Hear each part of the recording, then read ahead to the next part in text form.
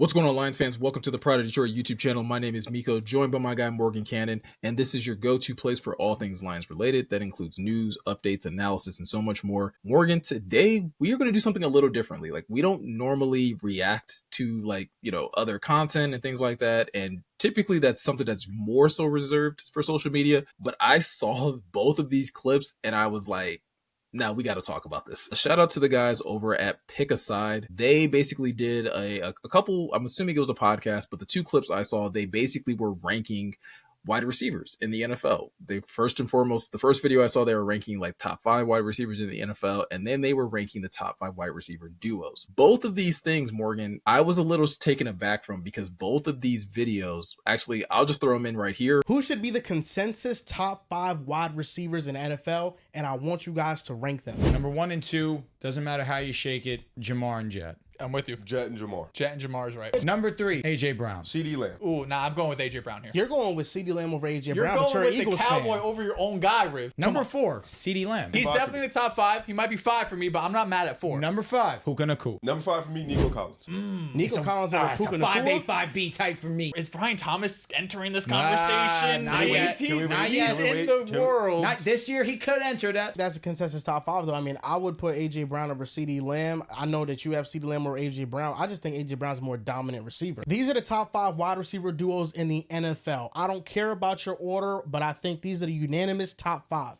Number 1, Jamar Chase and T. Higgins. Number 2, AJ Brown and Smitty. Number 3, Puka Nacua and Devontae Adams. Number 4, Justin Jefferson and Jordan Addison. And number 5, Tyreek Hill and Jalen Waddle. No respect for Mike Evans and Chris Godwin. They're not better than anybody in the top 5. Waddle and Tyreek Hill, they fell off last season. I'm still going with Tyreek Hill. We're going off And an idea. I'm going off of production, back-to-back 1,800-yard seasons. So That was 2 years ago, my friend. oh, you're right. So when you look at both of those videos, like, there's a clear, like, there's clearly some players missing, right?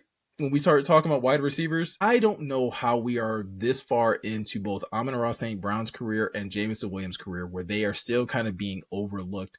Amon-Ra more so from like a top 5 perspective, but even looking at them as a duo, I can't really understand why we're still not talking about them as one of the best wide receiver duos in the NFL right now. Yeah, I don't know. Maybe that guy, I don't know much about their content. Now they got a big following, so, respect. But yeah, I don't know if he's like a Bears fan or like doesn't like USC or something. But Amon-Ra's a 2-time first team all pro, man. Like the last 2, like 1,500 yards in 2023, another 1,200 in 2024. Just a dog. Like he's gonna eat. Like it doesn't matter where he's at. I think there's this misconception that he's a slot merchant, and if you say that, chances are you're probably really, you don't know what you're talking about. I was about to say some other stuff, but yeah, like come on, man. Like he takes more than half of his snaps on the outside. He beats people in a myriad of ways. He's not just running slants from the slot. Like come on, man. Like that's just turn on the games. Just tell us you don't watch the games. But yeah, like I'm not saying, and to be clear here, Miko and I, we're not saying Amon-Ra's like untouchable, right? Like there's certain guys like Justin Jefferson, Jamar Chase, CeeDee Lamb, like Brian Thomas Jr. There's some demons out there.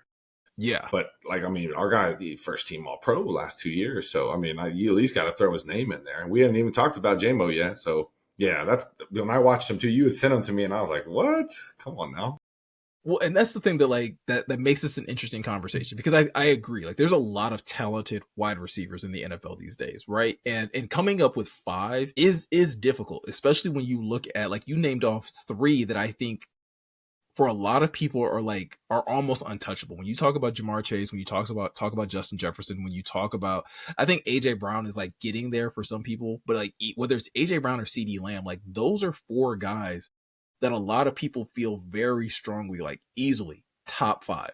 The 5th spot has always been up for debate. And I'll be very honest, even for me, prior to Amon-Ra getting that all pro season, like 5 was a stretch for me. Like I could see how talented he was, but you're talking about a league that has, Devontae Adams. You're talking about a league that, I mean, obviously now includes Brian Thomas Jr. You're talking about Neighbors. Malik Neighbors is kind of coming into his own. Jerry Jeudy had like a really good year last year. Like like I said, the list of receivers that are really good. Drake London is another USC guy that, like, depending on your flavor, you might lean that way. There's a lot of talented guys, but I think to your point, Morgan, like Amon-Ra has done it consistently for the last few seasons to a point where you're talking about a guy that's near the top in yardage. He's near the top in receptions. He very rarely has any drops. He had one drop last year, right? And I get that CeeDee Lamb is a freak in terms of like measurables and talent. CeeDee had 11 drops. Like, how are we saying that Amon-Ra can't be in this conversation? And I think that's where things got tough for me with that video, because again, I will even admit the debate between Puka and Amon-Ra is an interesting one. And I think you can have that debate. And I think depending on who you are, depending on what you like in a receiver, you may lean one way or the other. But they're trying to throw Nico Collins into this conversation. I think Brian Thomas has to do it for more than 1 year to even have him in this conversation.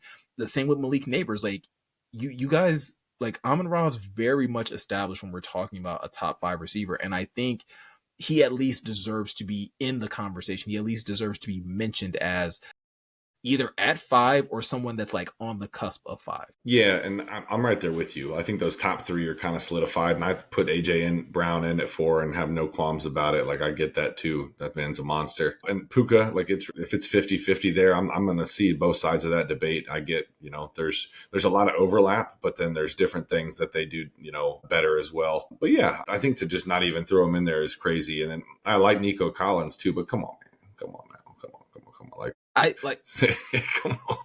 Yeah.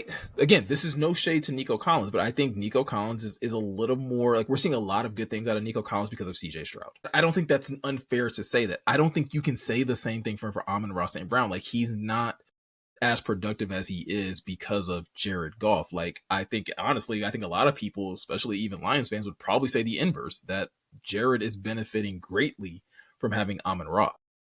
Yeah, it's a symbiotic relationship, but for Jared, like, St. Brown's someone that's he's always open, and Goff has really good short to intermediate accuracy and can like throw with anticipation, and that works so well with Saint because he can create so much separation so quickly. Like, yeah, he's not running a 4-2 like Jameson, but his short area quickness and he's a technician too with his footwork and the way he plays with leverage. So he's open. Like, it might not be wide open, but he's open enough for Jared and that's why they work so well together. So I do agree with that assessment too. Like, Jared, it's definitely a match made in heaven for Goff, the way he likes to, because, Jared don't want to hold on to that ball, wants to get it out like a true point guard. He wants to get that thing out of there and let the real, like, the freak athletes do the crazy stuff with the rock in their hands. But so yeah, I think it's a good match, and I'm not even, like the receiver rankings, I was like, come on now, like that, like that was the crazier one to me, because like you said, the top 5 receivers, I get it if you leave him off of 5, but the duos is where it gets a little wild to me. Like, again, I think at the top, like, I think 1 and 2 make a ton of sense to me. Jamar Chase and T. Higgins, AJ Brown and Devontae Smith. Like, as a duo, those 2 duos, like, you have 2 highly productive guys on the roster. You start to get into Puka and Devontae Adams. And listen, I'm a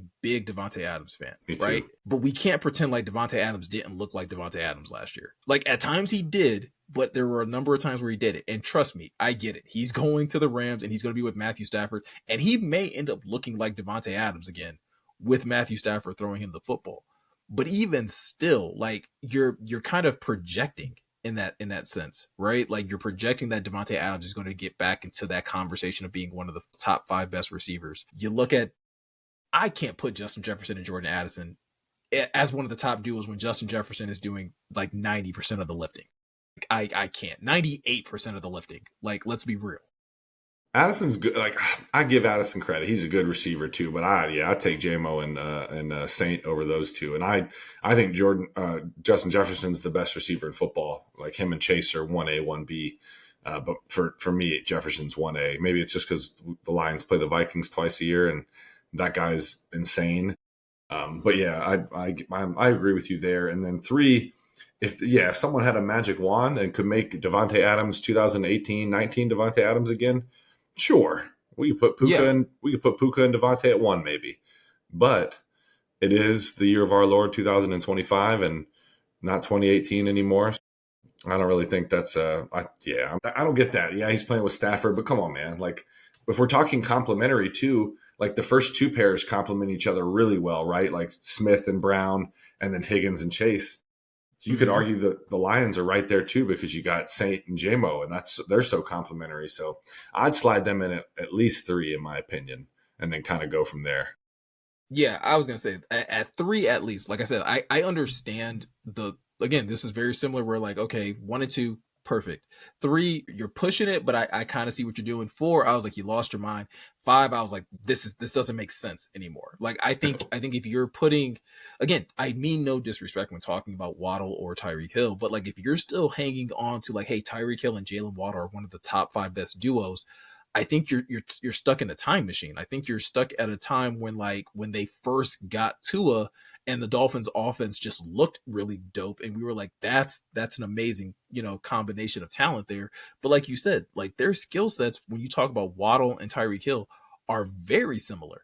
I would almost even argue that Jalen Waddle probably isn't being able to thrive as much as he possibly could because he has Tyreek Hill, who does a lot of the same things that he does. Yeah, bro, and I really think I don't think Hill's going to be a Dolphin this year, because like he had the other thing pop up, another off the field thing, unfortunately, and I don't think he's going to be a Dolphin. I think he put something out there saying he wanted out. So yeah, 5 is really crazy. Like you said, they lost their minds because come on, yeah, maybe this guy's a Bears fan. I don't know. We got to see. I think I see a Cavaliers C in the background when I'm looking to the left of his head. So I don't know. Yeah, why do you hate us? I would ask him.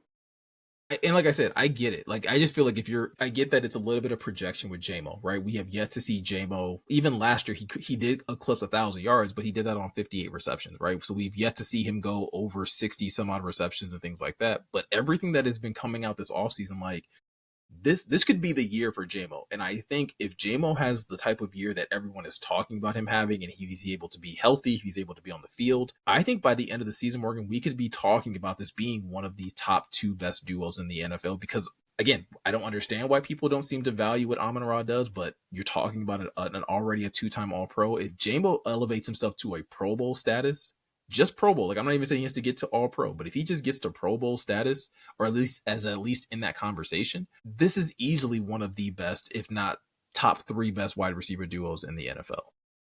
Yeah, I'm right there with you, man. And if you extrapolate JMO's numbers a little bit, like the 58 catches, 1,000 yards, so you got 91 targets. Say you throw him 20 more targets over the course of a season, and 20 more catches. Say they get him the ball 20 more times, and that his average goes from 17.3 to 15. Well, shoot, that's another 300 yards. And is it like another 3 or 4 touchdowns? Because then we're looking at, 1,300 yards and 11 touchdowns. We know Saint's going to eat, man. Saint's like, I'm not saying it's a 1-to-1 comp, but like Kobe, in my opinion, like he's going to get to his spots. He's going to hit his shots because he's St. Brown. You know what I'm saying? So he might like that comp, being a SoCal guy, but yeah, you know what I mean? Like that's kind of how I look at it.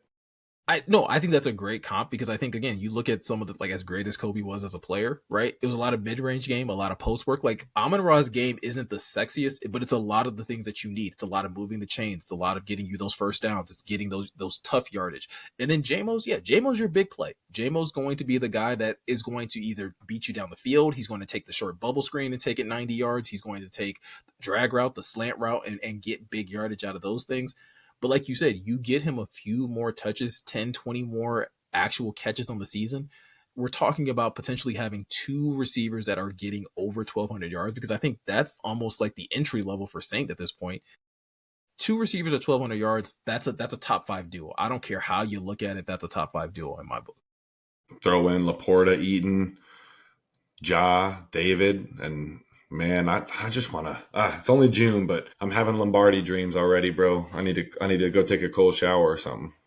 It's going to be really interesting to kind of see how the Lions, again, with a new offensive coordinator, with a new offensive line as well. Let's see how this all gets put together. But like you said, like on paper, when you look at all of the tools and how they all complement each other, it's not just Saint and JMO complementing those guys. Like, all of these players complement each other, it's going to give so many more opportunities for these guys to eat. But I don't know, maybe that's just us. Maybe we're the only people that think that these rankings are a little weird. I would love to hear from our audience in the comment section below. Do you guys believe that Amon-Ra St. Brown should be in that top 5 wide receiver conversation? And where do you have him? Like, not being biased, right? Because even Morgan and I said, like, Jamar Chase, Justin Jefferson, 1A, 1B for us, right? Those other guys also deserve to be in that conversation. But realistically, like, where do you have Amon-Ra St. Brown when you start ranking wide receivers? And when you start ranking wide receiver duos, where do you put Saint and JMO on that list? Do they even make your top 5? Because again, maybe we're being a little too optimistic, here in June, or maybe a lot of you are feeling the exact same way we are and feel like those guys should be mentioned as one of the top duos in the NFL. Let us know in the comment section below. And like always, if you guys are looking for more Lions content, you can always check out prideofdetroit.com. We have new articles going up every single day, multiple times throughout the day. You don't want to miss any of the content that's being put out over there. And if you want to stay locked into any of the video content we're doing, all you got to do is hit that subscribe button, hit that notification bell. That makes it that much easier for you guys to find our content. You don't have to go to the search bar. You don't have to figure out when was the last time you watched one of our videos. It'll literally be under your subscriptions. You'll be able to see all the new content that we have each and every week. So with all that said, I'm Miko. He's Morgan. Thank you guys for taking the time to watch. And we'll see you guys in the next one.